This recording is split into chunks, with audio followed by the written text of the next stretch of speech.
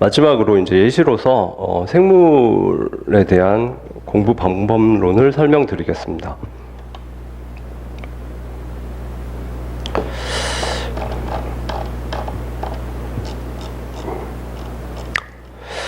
예, 생물 기출 분석 테이블이고요.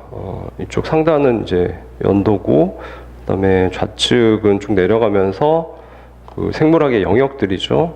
그리고 여기 숫자들은 실제 문제 번호입니다. 연간 10문제씩.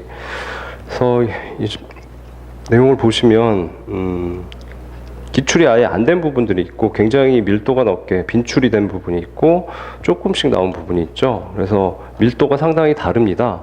그러니까 생물학은 영역이 넓은데 모든 영역을 내가 아주 높은 수준까지 공부하겠다, 그건 사실 정해진 기간 내에 어렵고요.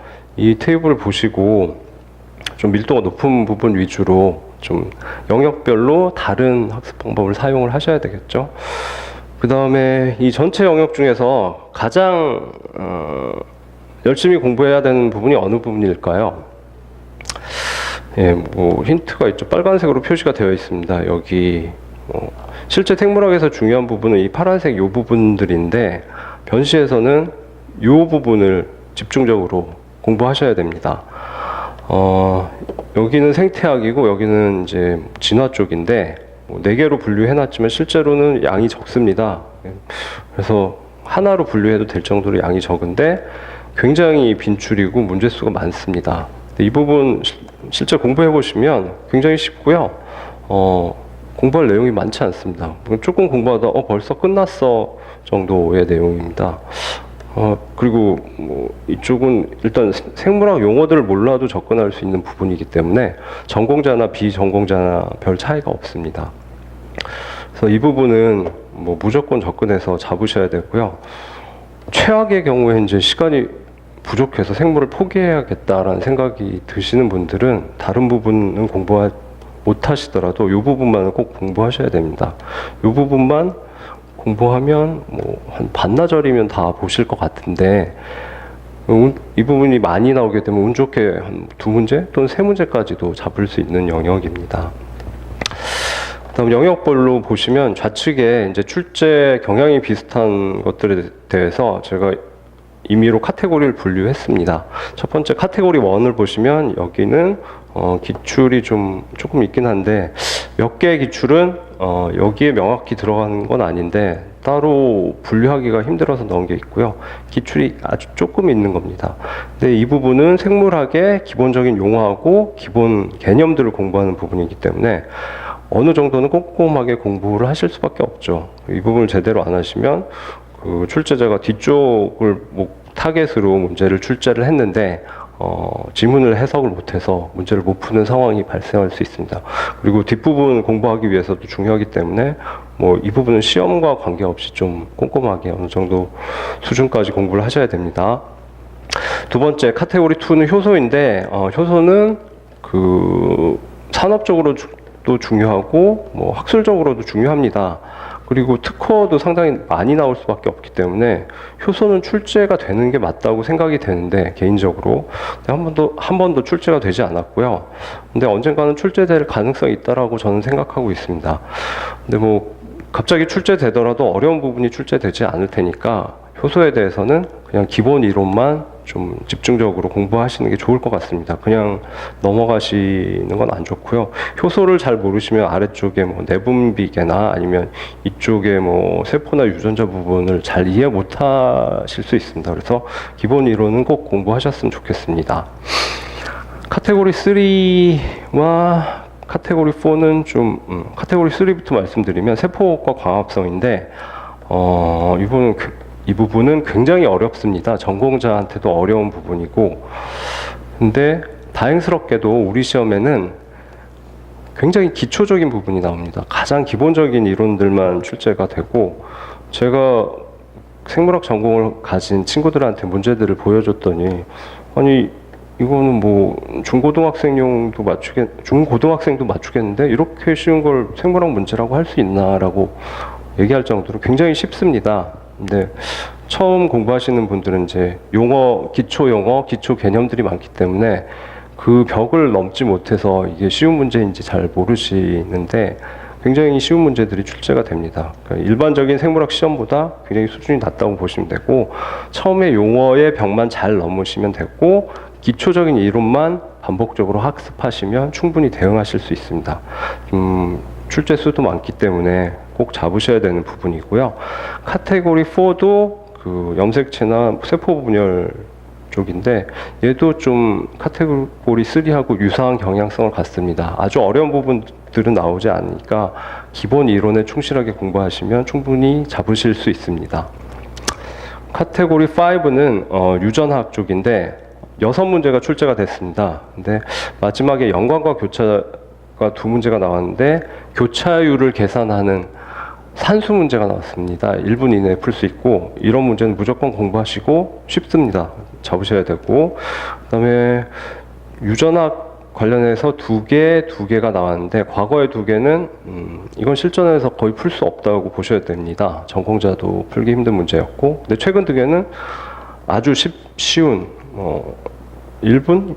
길어도 2분 이내에 풀리는 쉬운 그 논리 추론 문제가 나왔습니다. 그래서 유전학은 거의 풀 수 없는 문제하고 아주 쉬운 문제 2가지로 구별이 되고요. 그래서 풀 수 없는 문제는 어쩔 수 없고, 유전학 문제가 나오면 일단 풀어보시고 1, 2분 내에 풀린다 그러면은 다행이고, 근데 2분이 넘었는데 이제 무슨 문제인지 알겠다, 풀 수 있을 것 같다라는 생각이 드시면 일단은 넘어가시고 저기 물리화학 다 푸신 다음에 다시 돌아와서 푸시면 되겠습니다. 근데 그렇게 돌아오실 분은 많지 않으실 것 같고, 유전학은 물리화학의 어려운 계산 문제에 준하는 문제가 나올 수 있으니까 안 되면 일단 나중으로 미루시는 게 맞습니다. 그래서 그 부분 생각하셔서 공부도 하셔야 되고, 좀 쉬운 문제는 뭐 ABO 유전이나 뭐 반성 유전, 한성 유전, 그리고 검정 교배 뭐 이런 것들이 있습니다. 그런 부분은 좀 계산 문제와 비슷하니까 몇 번 연습을 하시면 충분히 푸실 수 있습니다. 어려운 문제는 너무 욕심내지 마시고요. 그다음 카테고리 6번은 돌연변이입니다. 돌연변이는 생명과학의 목적이 이제 굉장히 뛰어난 유전자를 새로 만들어내거나 아니면 뛰어난 유전자를 한 생물로부터 추출한 다음에 배양이 잘 되는 다른 생물에 도입을 해서 대량으로 생산하는 것 등이 이제 주요 목적인데요. 그 이론적 배경이 되는 게 돌연변이입니다. 그래서 특허도 많이 나오고 굉장히 중요한 부분인데, 지금까지 기출이 안 돼서 굉장히 이상하게 생각을 했는데 2018년에 좀 국어 문제죠. 아주 쉬운 문제가 나왔고 2019년에 좀 제대로 어려운 문제가 나왔습니다.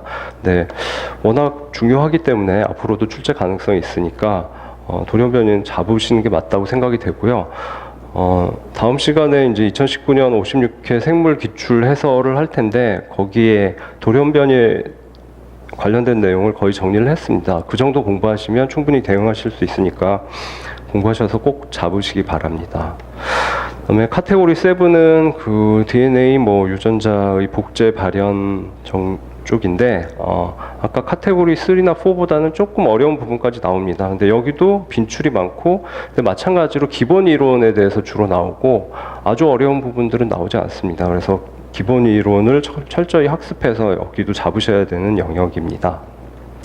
카테고리 8은 분자생물학인데 여기는 좀 크게 기대하기는 좀 힘들 것 같습니다.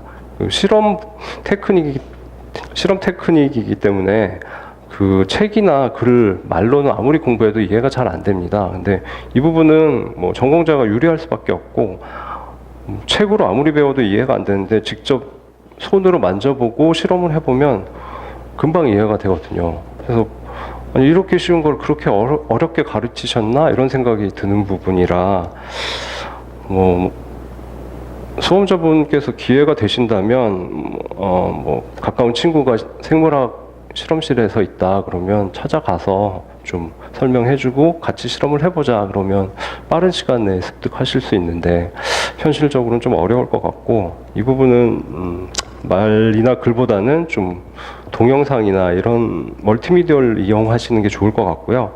근데 기출들을 봤을 때 5문제가 나왔는데 좀 폭넓게 나왔습니다. 그래서 대응하기가 좀 쉽지는 않고, 그냥 가장 핵심적인 테크닉들 몇 개를 공부하시는 방법밖에 없을 것 같습니다. 시간을 투입했을 때 뭐 확실히 문제를 잡을 수 있다라고 말씀드릴 수는 없고요. 그래서 PCR이나 아니면은 그 DNA 재조합 또는 전기 용동 뭐 그 정도 테크닉에 대해서 집중적으로 공부하시고 방어적으로 접근하시는 게 맞는 영역인 것 같습니다.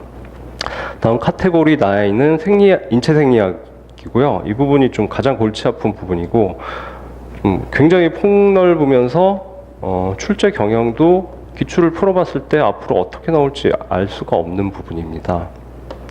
일단 소화계, 순환계, 내분비계가 많이 나왔고요. 근데 내분비계는 전공자도 당황할 정도의 문제들이 나왔고 테마도 다 다릅니다. 그래서 내분비계에서 좋은 점수를 얻기는 힘듭니다.